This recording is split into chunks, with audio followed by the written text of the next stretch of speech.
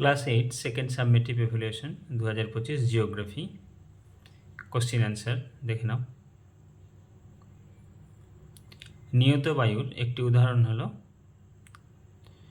Option ক ion বায়ু। চেরাপুঞ্জির নিকট মৌসিনরাম হলো পৃথিবীর আর্দ্রতম স্থান। বৃষ্টি মাপার একক হলো সেন্টিমিটার। অপশন গ পৃথিবীর মোট শিল্ড অঞ্চলের সংখ্যা গ 11টি।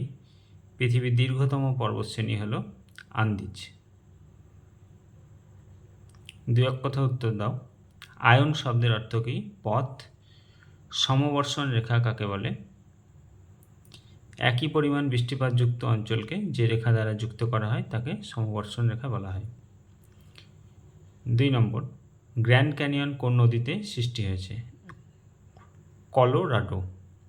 উত্তর আমেরিকার সর্বোচ্চ শৃঙ্গের নাম বর্তমানে ডিনালি, পূর্বে ছিল ম্যাককিনলি। পৃথিবীর উচ্চতম জলপ্রপাতের নাম অ্যাঞ্জেল। নেক্সট, শূন্যস্থান পূরণ। তুষারভক্ষক বলা হয় চিনুক বায়ুকে। কিউমুলোনিম্বাস মেঘ থেকে সবচেয়ে বেশি ঝড় বৃষ্টি হয়। কর্ডিলেরা শব্দের অর্থ পর্বতশ্রেণী। আকরনকে পৃথিবীর রবার রাজধানী বলা হয়। পৃথিবীর বৃহত্তম নদীর নাম আমাজন। গর্জনশীল চল্লিশা, ঠিক ভুল এটা, গর্জনশীল চল্লিশা দুই গোলার্ধেই 40 ডিগ্রি অক্ষরেখার আশেপাশে অবস্থান করে, ভুল। ঘূর্ণবাতের বায়ু উত্তর গোলার্ধে ঘড়ির কাঁটার বিপরীতে প্রবাহিত হয়, ঠিক। একটি বৃষ্টিচ্ছায় অঞ্চলের উদাহরণ হলো শিলং শহর, ঠিক। ভারতের অধিকাংশ বৃষ্টিপাত হলো পরিচালন বৃষ্টিপাত, ভুল। পঞ্চহ্রদকে সংযুক্তকারী নদীটি হলো সেন্ট লরেন্স, ঠিক। নেক্সট, স্তম্ভ মেলাও।